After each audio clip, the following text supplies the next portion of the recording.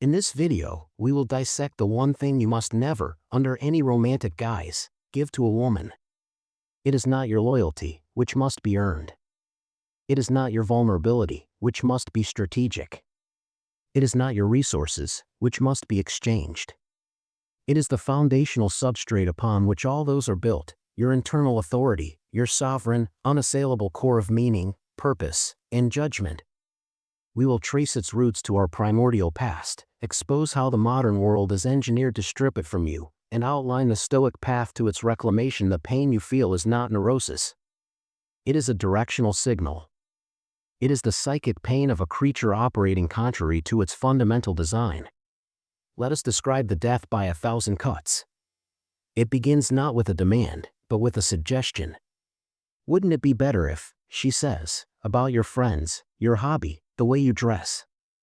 You acquiesce, not because her logic is flawless, but because the path of least resistance is a seductive narcotic. Then it becomes your time. Your nights and weekends are no longer blocks for your projects, but slots to be negotiated, filled with the obligations of her world. Your speech begins to autocorrect. You edit your opinions, your humor, your observations, filtering them through a lens of anticipated reaction. You become a diplomat in your own home, a negotiator of your own existence. You tell yourself, this is maturity. This is partnership. This is the lie that paves the road to hell. The agony sharpens because you are a dichotomy. Your conscious mind, marinated in modern egalitarian fairy tales, says share everything, be open, merge. But your unconscious psyche, your inner cave dweller, your shadow self, sees only one reality: you are ceding territory. In the symbolic language of the deep psyche, territory is not land, it is psychological space. It is your right to exist on your own terms. Each concession is a retreat of your psychological borders. And here is why it worsens. Her hyperdemus instinct, a biological imperative as old as mammalian reproduction, is not a moral failing. It is a ruthless, ancient algorithm for survival. It is programmed to assess and constantly reassess a mate's potential and trajectory. It does not value what you have given. It values what you are and are becoming. When you transfer your internal authority to her, when you look to her for direction, for validation, for permission to be, you are broadcasting the most catastrophic signal possible: my trajectory is flat. My potential is realized. I am a finished product, and I require your management. You become a known quantity. Into the hyperdemus filter, a known quantity is a depreciating asset.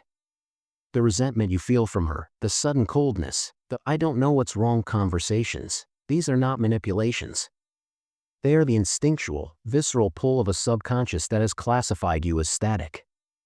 The passion doesn't die from conflict. It starves from predictability.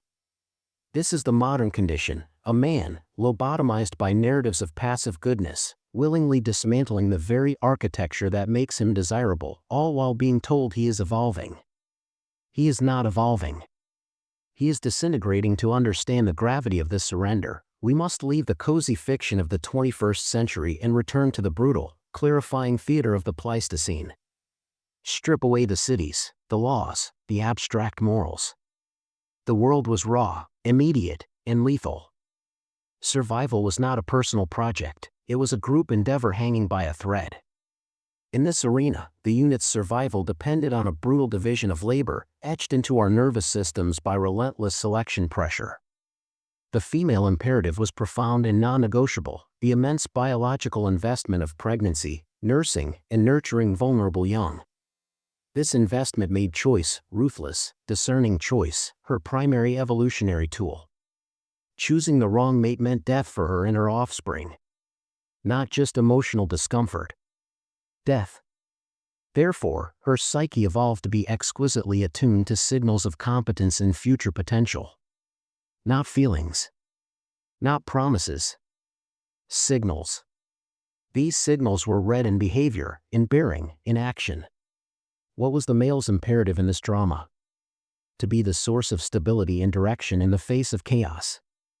His task was to interpret the world, to read the tracks, assess the threat from the rival tribe, navigate the storm, make the fatal decision between fight and flight, and to impose that interpretation onto reality through will and action.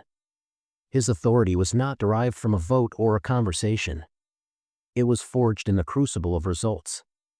A man whose internal compass was weak, who was swayed by every gust of wind, who looked to others to make his decisions, led his mate and children to the leopard's den or the enemy's spear. His internal authority was not a personality trait.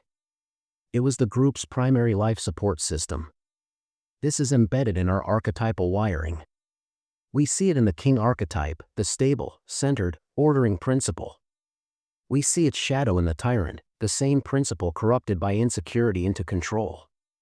And we see its absence in the weakling, the man who has no center, who is blown about by external forces, who invites chaos because he cannot impose order.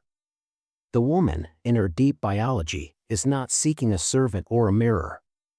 She is seeking, at the most fundamental level, the psychological manifestation of that competent, interpreting, deciding force. She seeks a man who has a world, and who can bring her into it. When you outsource your judgment, when you defer your purpose, when you make her emotional state the governing metric of your decisions, you are not being a good partner. You are performing a pantomime of the weakling. You are, in the silent language of the limbic system, displaying the behavioral correlates of incompetence. You are triggering an ancient alarm that says, this one cannot navigate the world. He will get us killed. The romance, the poetry, the love, these are the glorious, conscious flowers that bloom on top of this deep, dark, root system of survival logic. To think you can sever the flower from the root and have it live is the great modern delusion.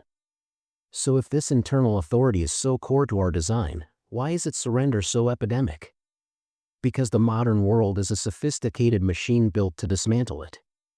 It attacks from two flanks, the relational and the societal. First, the relational trap, the bait of false intimacy. We have conflated fusion with intimacy. Modern therapy speak preaches total transparency, the sharing of all insecurities, the merging of identities as the pinnacle of connection. This is a poison wrapped in a gift. A man who makes a woman the repository of all his doubts, fears, and indecisions is not building intimacy, he is dumping his psychological burden. He is making her his unpaid therapist, his mother, his confessor. This is not strength. It is emotional incontinence. True intimacy is not the merging of two weak entities into a soggy, formless blob. It is the resonance between two sovereign beings who choose to stand together, back to back, facing the world. You cannot have a meeting of two if one of them does not exist as a separate entity. Your internal authority is the bedrock of that separate existence. Giving it up does not create closeness, it creates enmeshment, followed by contempt. Second, the societal trap, the cult of comfort and the absence of tests. Our ancestors' authority was stress-tested daily by reality itself. A wrong decision had immediate, physical consequences. The world provided direct, unforgiving feedback. Our world, it is a padded cell. We navigate abstractions, corporate politics, social media metrics, nebulous career ladders. The feedback is delayed, distorted, and often political. There is no leopard to kill, no literal storm to navigate. Into this vacuum rushes a new priesthood, the arbiters of social correctness, the influencers, the corporate HR departments, the media narratives. They offer a cheap surrogate for authority, external validation. Be nice, be agreeable, be safe, be inoffensive, follow these rules, and you will be approved of. This is the dark psychology of the system. It identifies your innate need for a hierarchy of value, for a measure of your competence, and it offers a fake one, social likes, a title without real power, the approval of the crowd. It teaches men that authority is something granted by others, a reward for compliance. It systematically severs you from your own internal compass, your own daimon, your own sense of true north. It replaces the inner king with an inner bureaucrat, obsessed with rules and fearful of offense. Then, you bring this hollowed-out self into a relationship. You have been trained to seek her approval as your primary metric of success. You have been taught that her happiness is your responsibility, a diabolical inversion of Stoic principle. So you negotiate, you appease, you manage.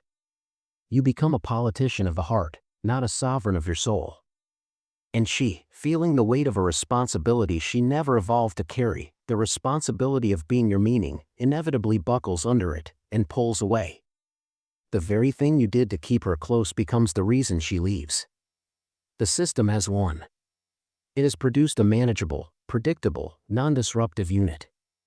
And it has killed the very thing that makes a man a man. So here's the dark, unvarnished truth, the red pill you must swallow. Your internal authority is the cornerstone of your being in the world. It is non-negotiable. To give it away is not an act of love, but an act of self-annihilation that ultimately destroys the attraction it sought to preserve. You cannot negotiate desire. You cannot petition for respect. These are emergent properties of a man who is grounded in his own purpose. This does not mean becoming a domineering tyrant.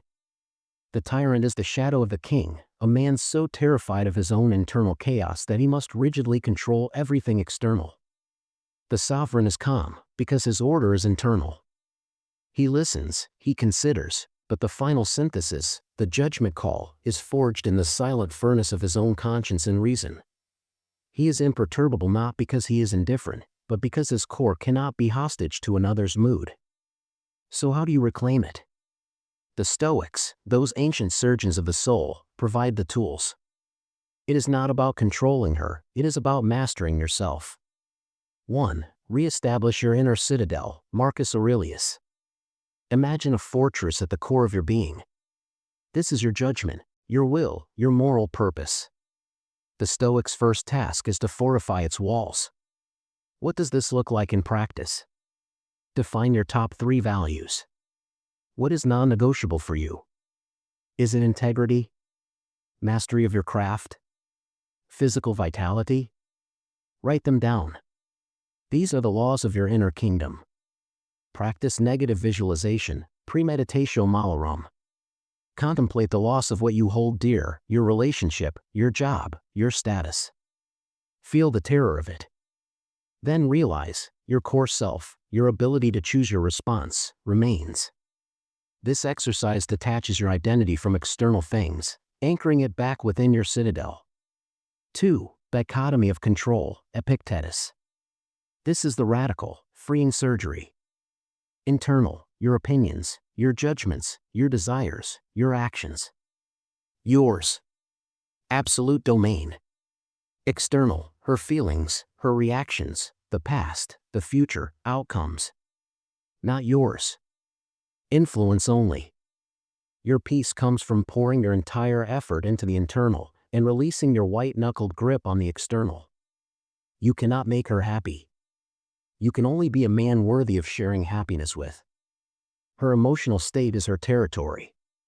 Your duty is to your own virtue, your own actions. A man who is frantically managing another's emotions has abandoned his post. 3. Act according to nature, your nature. Your nature is not to be a passive consumer of experience. It is to be an agent, a causal force in the world. This means have a purpose that breathes outside the relationship. A mission, a craft, a pursuit that demands your best self. This is your primary plot line. The relationship is a subplot. Never invert this hierarchy. Make decisions. Indecision is a vacuum that her will must fill, by nature's abhorrence of a void. Decide. Be wrong sometimes. A wrong decision from your own core is 1,000 times more alive and respectable than a right one adopted from her by default.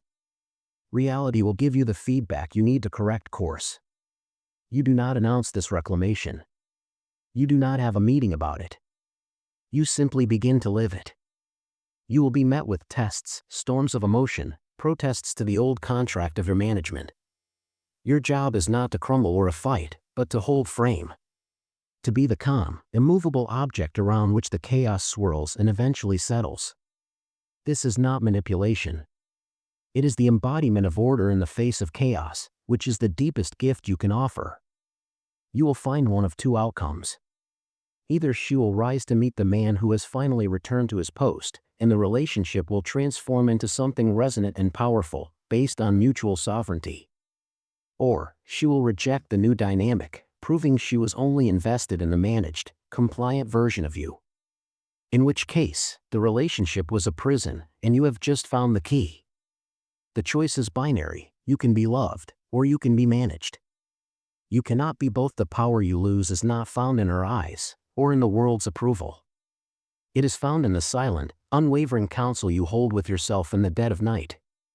It is the unshakable conviction of a man who has looked into the abyss of his own potential and chosen to build something there, alone, before inviting anyone else to visit. Never give that away. For in that surrender, you don't just lose her. You lose yourself. And the world does not need more ghosts. It needs kings who remember their own names.